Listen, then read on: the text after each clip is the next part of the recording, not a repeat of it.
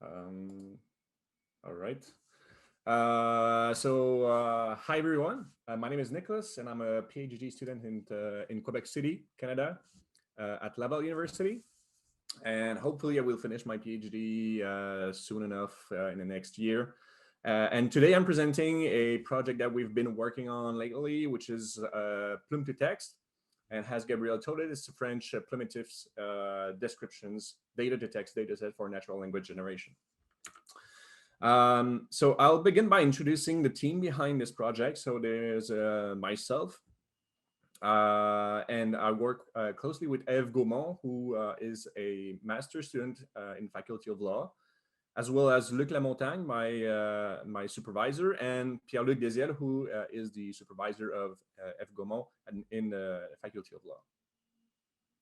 So I'll begin by introducing the underlying task that we are trying to solve with this new data set that we are introducing today. So in 2020 at INLG, the International Conference on Natural Language Generation, we introduced the task of generating intelligible plumitifs. And by plumitif, these are like, I would say, docket files, similar to docket files. We want to generate intelligible plumitif descriptions. And in this paper, we first introduce the task and the first baseline model, as I will introduce shortly. So just to give you a sense of what we're trying to do, we have on the left here the first page of a docket file, a Plumitif, which contains different information about the accusation, and this is a fake case, obviously. So we have the accused. We also have a couple of charges, references to the Criminal Code of Canada, as well as the pleas. Sometimes we have a sentence, the decision, and so on.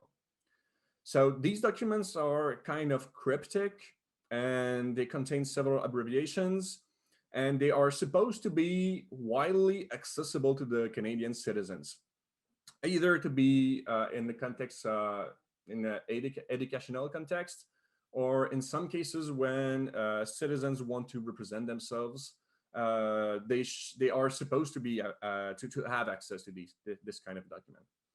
However, there is a problem in an intelligibility problem with this document, being that well, as I said, it contains a lot of references to the criminal code and a lot of abbreviations. So the goal of this project is to take into input this document and generate a short description, or well, translate this document into a more digestible piece of text, essentially. So this is why we frame this problem into a data to text. We extract the meaningful information from the docket file and generate some description out of it. So the first baseline model that we introduce is based on a rule-based generator. So we first scan through the docket file, extract the different parts, and normalize, extract the structure from this denormalized document. And then giving some rules and the Criminal Code of Canada, we then generate a short summary of this, or short the description of this document. However, we had a couple of generalization problem with this model, because the rules have been extracted first by a legal expert, but from a subset of the docket file. So, and a rule-based language generator may be hard to maintain and even to build if you gotta have a sense of how the legal system works, what abbreviations are, and things like that. So we hopefully want to solve this problem or replace this rule-based generator by some deep learning sequence-to-sequence generators. And by hopefully, I mean, well, we are actually testing this. And this morning I presented a model that we are actively working on, which is Criminal Bar. And it's a pre-trained language model that has been trained on thousands of judgments from the Criminal Court of Canada. So it grasped essentially some semantics from these legal documents.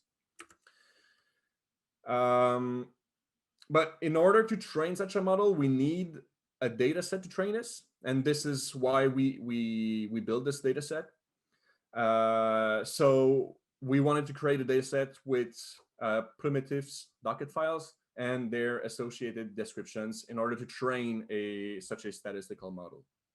And this is why we introduce Plumitifs. So I'll present how we created this data set, and I'll first introduce the core judgments, as well as the annotation tool that we developed for this, and then the outcome, which is Plumitifs, and just a really simple example from the data set. So core judgments are, to some extent, a lengthy description of the Plumitifs. So we have several pages, and within these pages, we have, at some places, references to the accusations, the verdicts, the pleas, and the sentences. So we can create a mapping between the different sections of the Plumitif with, for example, the paragraphs within the associated judgments. So the idea is to create these association for every accusation. So in this work, we focus mainly on the accusations and the decisions and the pleas, but the annotation methodology and tool generalizes to any other parts of the Plumitif.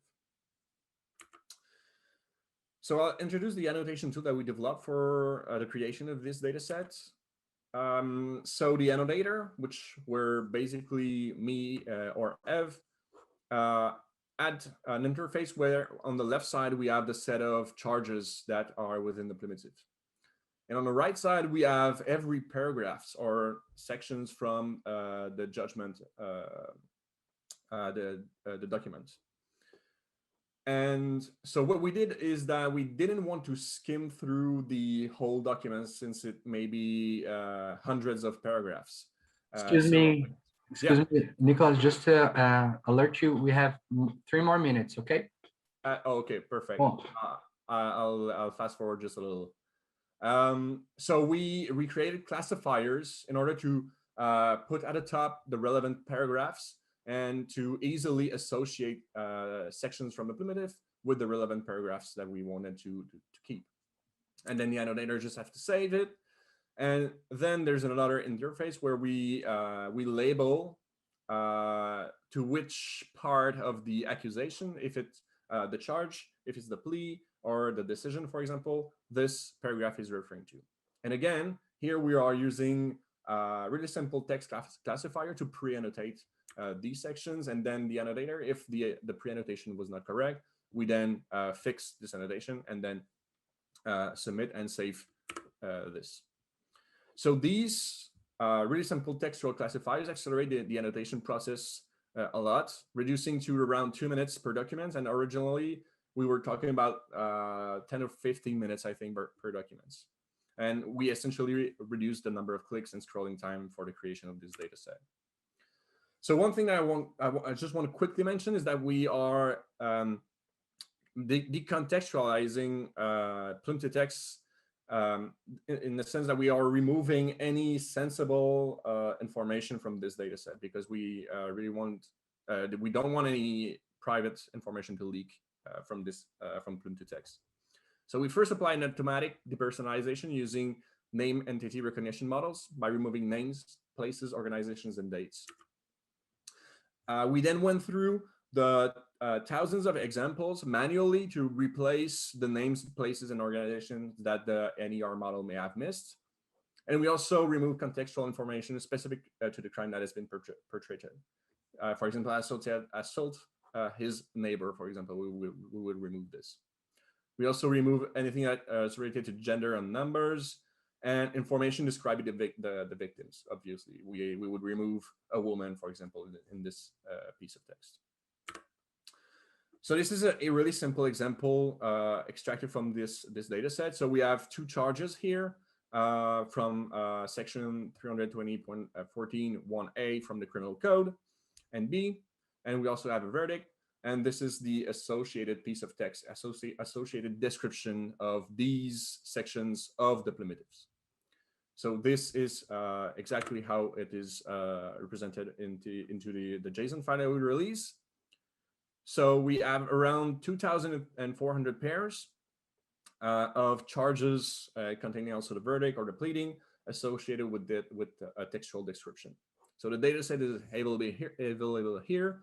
And if you have any questions or any comments, feel free to reach out either during the question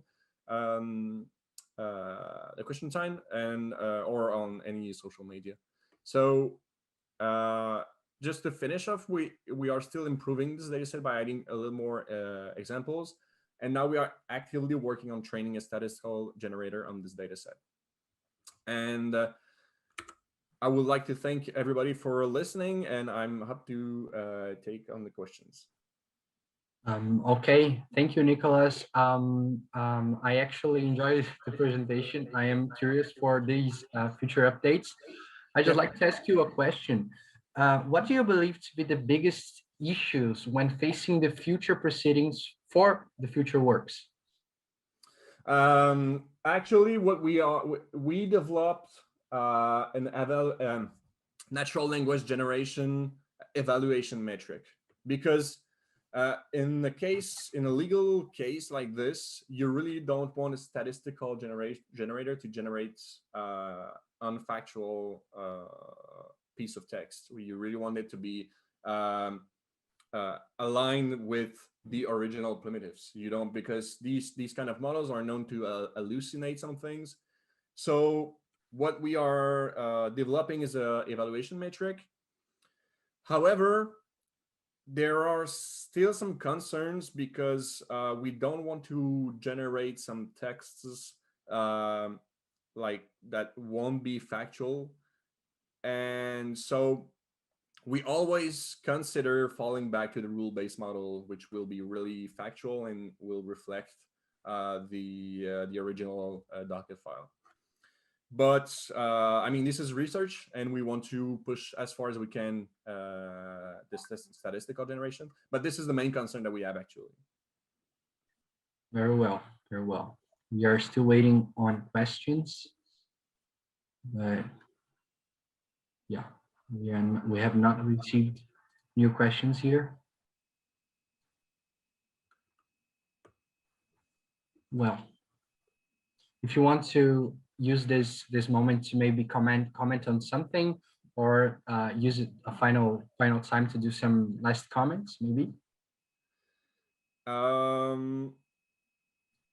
Well, I would like to thank Eve and Pierre-Luc and my supervisor Luc, who work closely with me on this project, and also the SOCIJ, which is the Société Québécoise d'Information Juridique here in Quebec City, who provided us with the data set and the task, actually.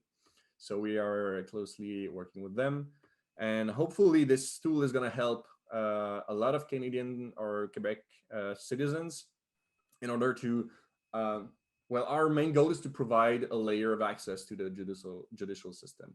So hopefully this is going to be used by the government, because we really believe that it's going to be useful for not only the lawyers, but also people that are facing the judicial system.